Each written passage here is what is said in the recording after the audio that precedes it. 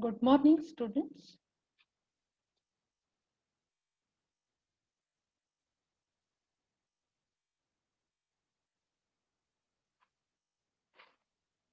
Good morning. We are studying Unit 1 of Paper 2, Digital Communication and Networking of SYBSc Computer Science. The name of the unit is Introduction to Electronic Communication. This is our lecture number 7, and in this lecture, we are going to study what is the meaning of the sampling and why we need to sample the signals. Nyquist Criterion, which is also called as Sampling Theorem, and what is importance of the sampling. So these 3 points today we are going to study. Dear students, as you know, we are studying the digital communication, and in digital communication we have to convert the information which is in original analog form to its equivalent digital. So, in order to convert analog signal into digital signal, it has to pass through 3 steps. The step number 1 is called as the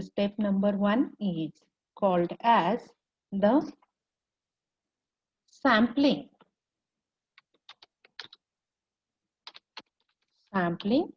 Step number 2 is called as quantization, and the step number 3 is called as encoding. So the signal must go through these 3 steps of sampling, quantization and encoding. So then and then only it will be converted into digital values, and digital communication will be possible with help of this. In this lecture, we are going to study the first step of converting analog signal into digital one. And this first step is called as a sampling. Dear students, now in this particular figure, what you can observe. The first rectangle shows a whole population of people, and second rectangle shows a sample of people.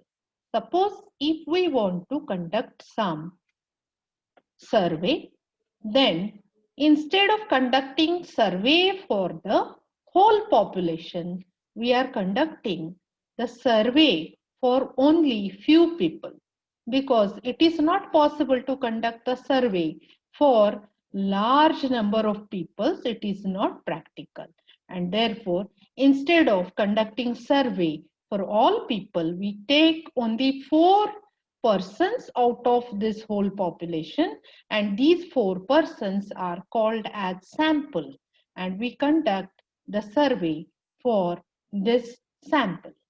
So this is what is the meaning of the sample is. Now let us compare this with analog signal.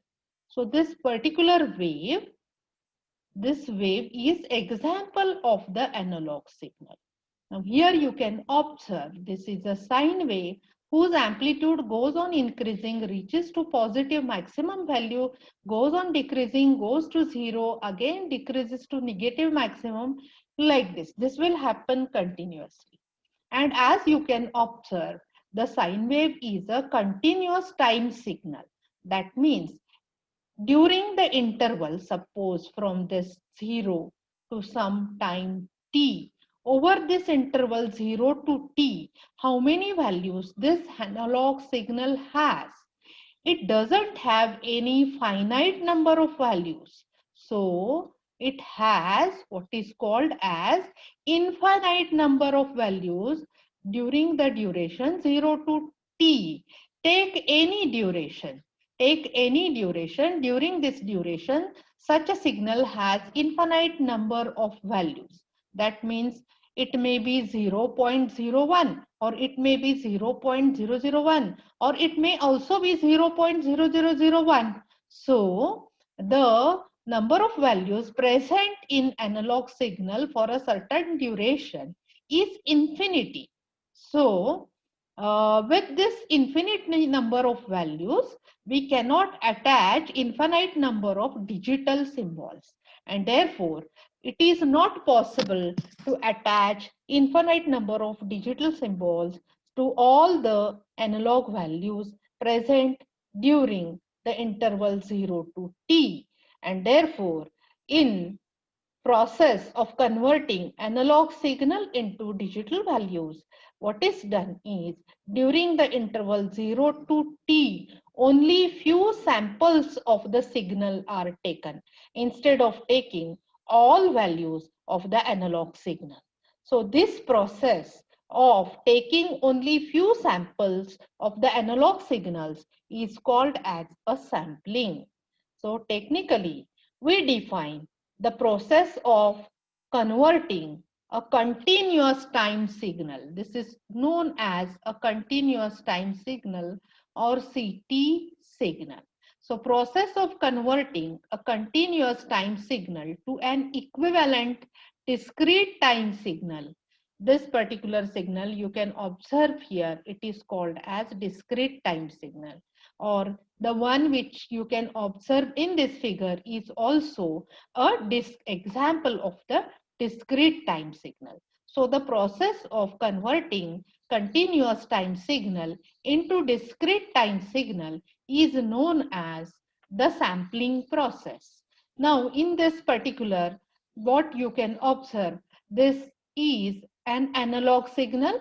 Analog signal is also called as continuous time signal, and this analog signal has infinite number of values during the interval 0 to t.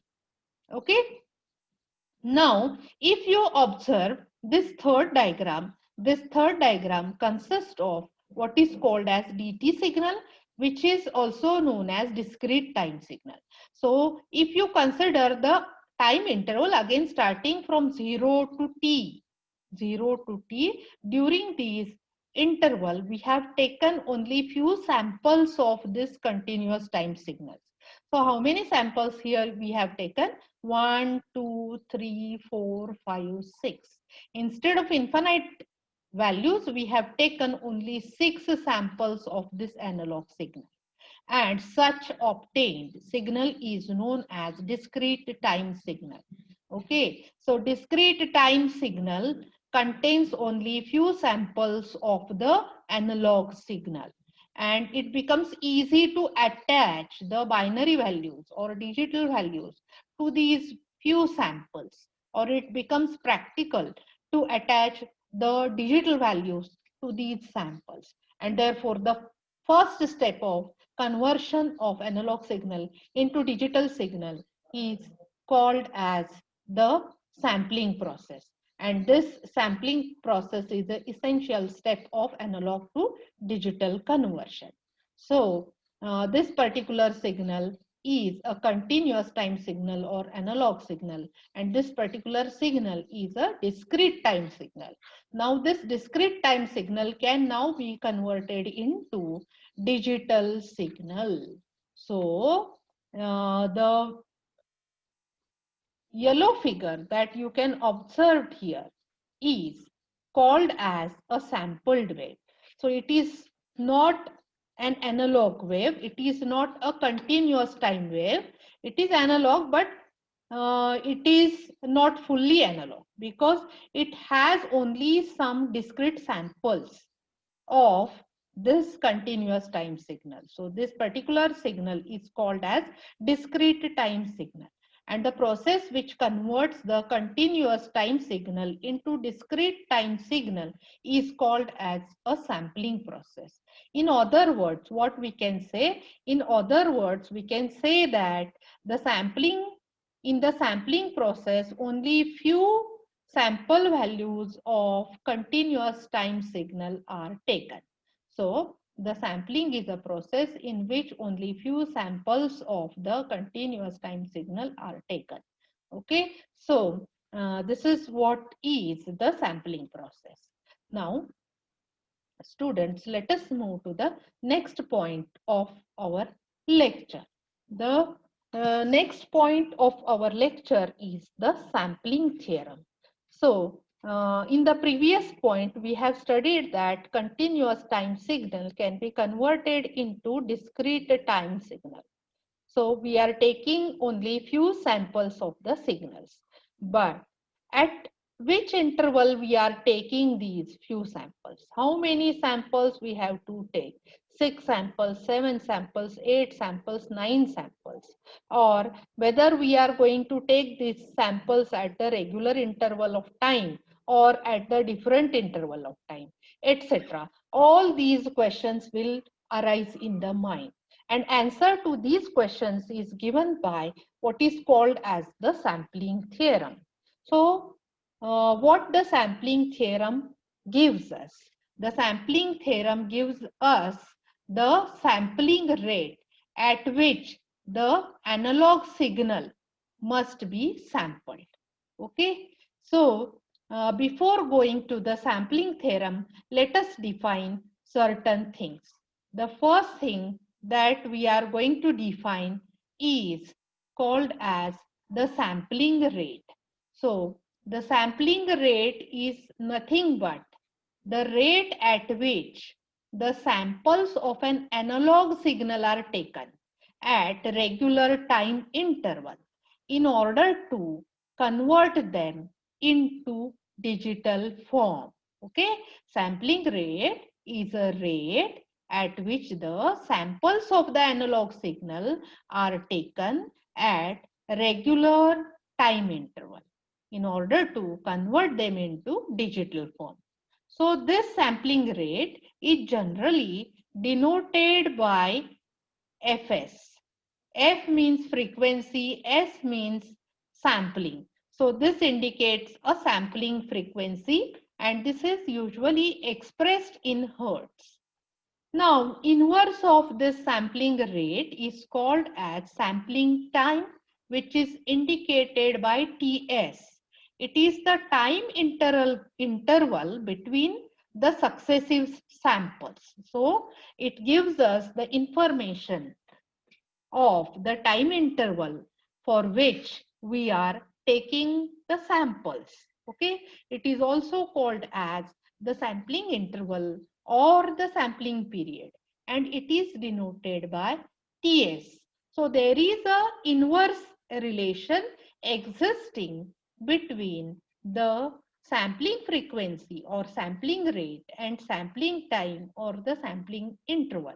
So this relation is given by Fs is equal to 1 upon Ts, where Fs is the sampling rate and Ts is the sampling interval.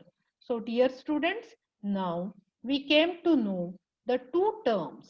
The two terms are sampling rate and sampling time. So meaning of sampling rate and sampling time you have understood, and at the same time you also came to know what is the relation between the sampling rate or sampling frequency and the sampling interval. Now students, let us study the sampling theorem. So this sampling theorem is very important in case of digital communication. This gives us the value. This gives us the value of the sampling frequency at which we must sample the analog signal. So if we do not follow this sampling theorem, then we are not able to reproduce the information at the receiving end.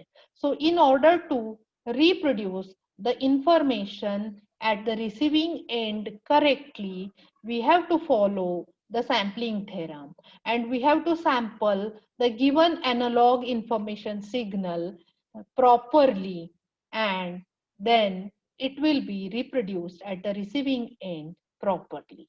So let us state this sampling theorem. A continuous time signal can be represented by its sample, and it can be recovered back when it is sampled at a frequency fs, which is greater than or equal to twice the highest frequency component of the message signal.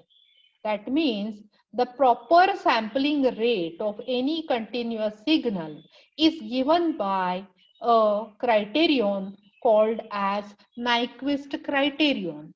And this Nyquist criterion is given by the equation Fs must be greater than or equal to 2 times F max. So in this case, Fs is the sampling frequency. Fs is what? It is the sampling rate or sampling frequency of the signal when we are digitizing it. And what is F max?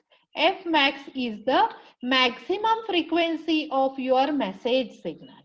So you have to sample a given analog signal at least with a frequency 2 times that of the maximum frequency of the information signal. You may sample it more than 2 times F max, but you should not sample it less than 2 times F max. It is not allowed because information will not be correctly recovered at the receiving end if you sample it at a rate less than 2 times F max. Okay, so this particular criterion is called as a Nyquist criterion, and the theorem is called as Nyquist sampling theorem. So Nyquist sampling theorem provides us with the minimum frequency at which the signal has to be sampled in order to be recovered back faithfully at the receiving end.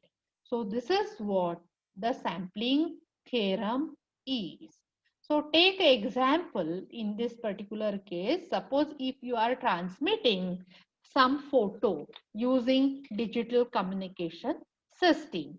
Suppose if you are transmitting photo of some great political leader, for example, suppose if you are transmitting a photo of uh, Abdul Kalam ji Sahab, then at the receiving end, you must be able to correctly recover his photo. Instead of that, if at the receiving end, if you receive some different type of photo, then we say that this is not a faithful communication. Okay, students.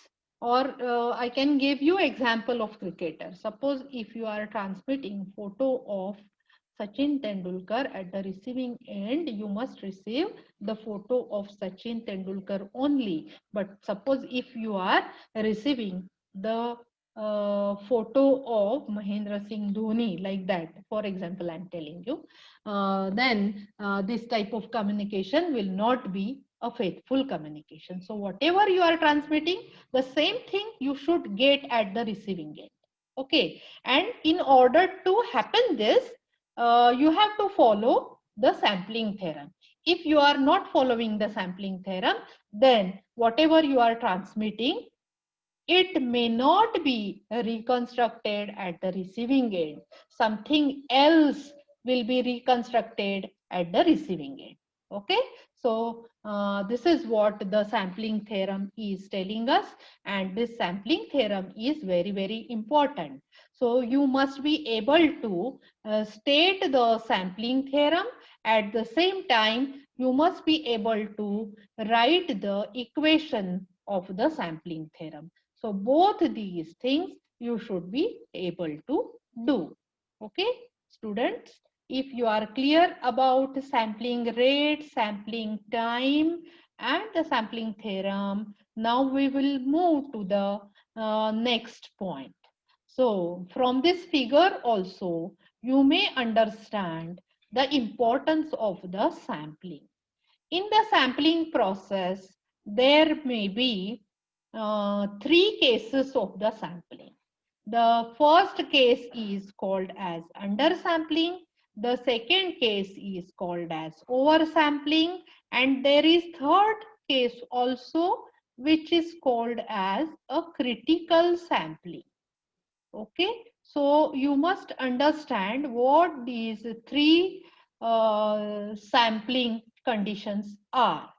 If the sampling frequency is less than the maximum frequency of the information signal, that means if Fs is less than F max, 2 times F max, if it is 2 times F, less than 2 times F max, then that sampling condition is called as undersampling condition.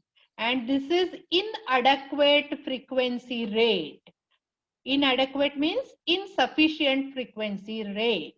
And therefore, what happens? The lose or loss of information from the original signal can take place. Okay, so loss of information from the original signal can take place. Okay, so this you can observe from this diagram. Okay, so here your Fs upon F is 0.8 and it is 1.4. That means it is less than 2. So when it is less than 2, it is a case of undersampling. And this is what is your original signal, which is represented by blue color, and red color show the samples you are taken, and green color dots, they show the recovered signal from the sample.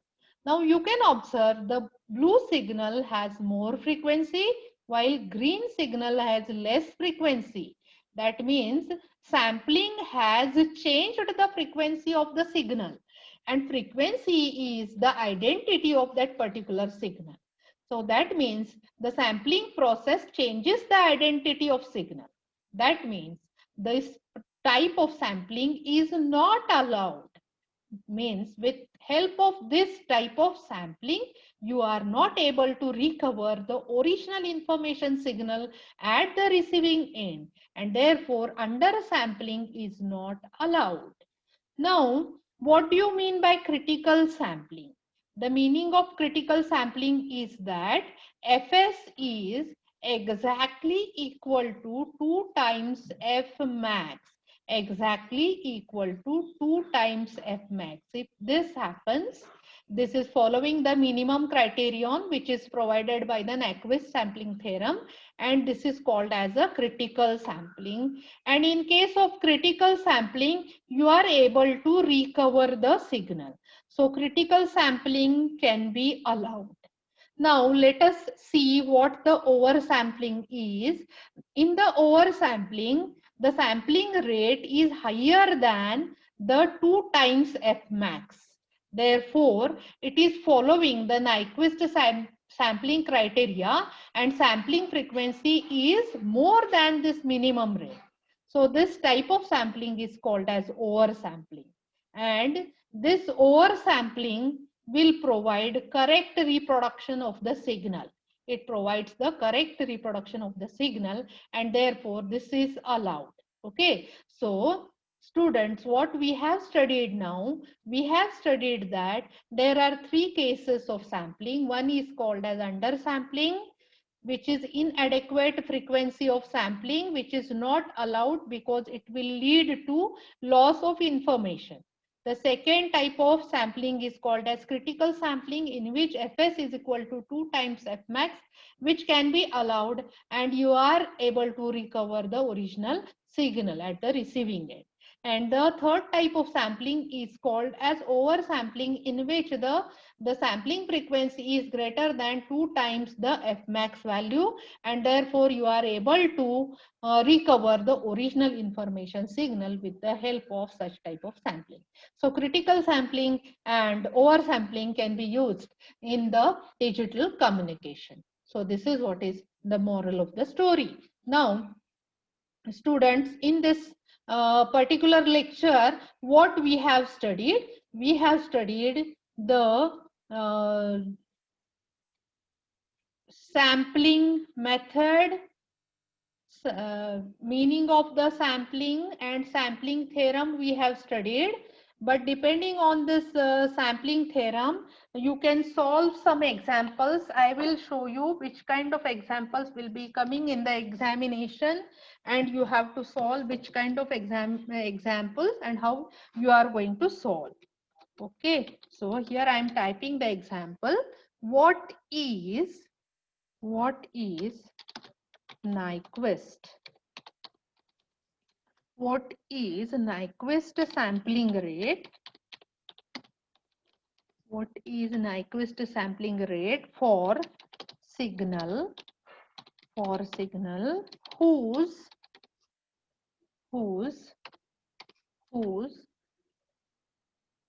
highest frequency whose highest frequency is 200 hertz and lowest frequency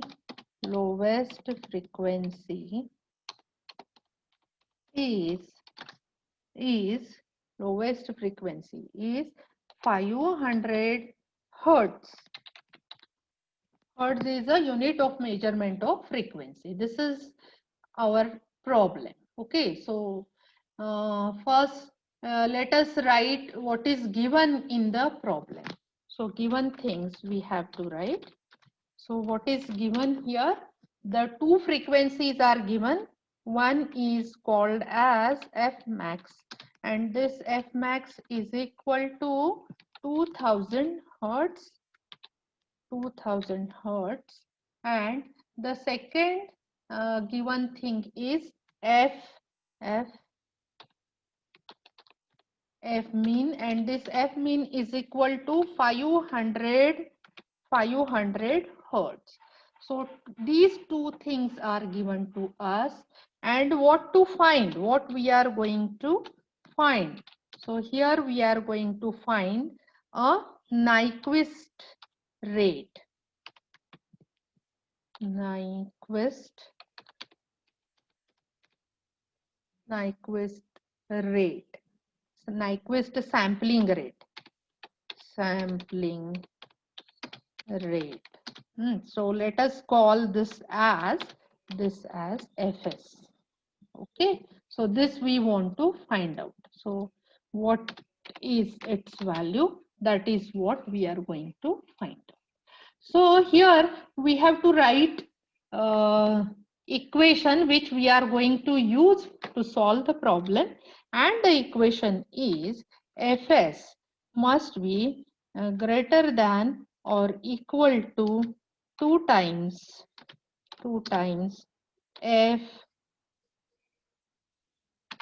F max, 2 times F max. So in order to find Fs, what you will require?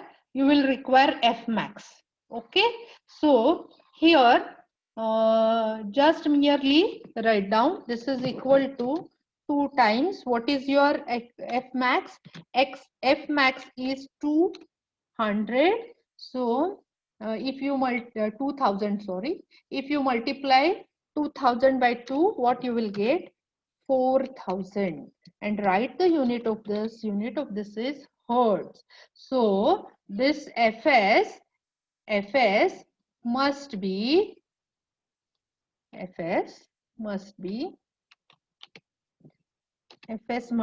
greater than or equal to 4000 hertz.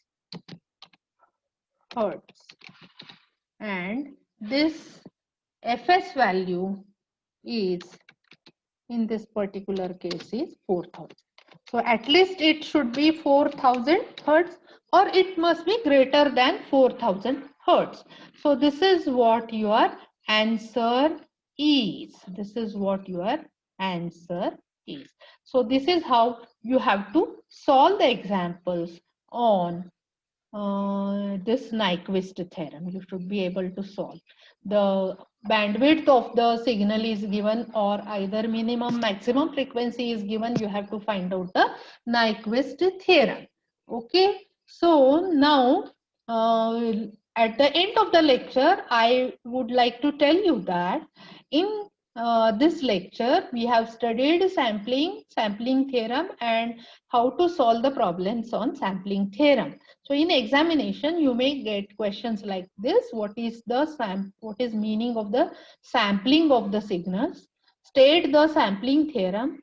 Find the Nyquist sampling rate of the information with the signal 3 kilohertz frequency. So if given signal is 3 kilohertz, you have to just multiply it by 2, so that you will get 6 kilohertz. Your sampling rate will be 6 kilohertz. Okay, with this, I would like to end this lecture number 7. Thank you very much, students.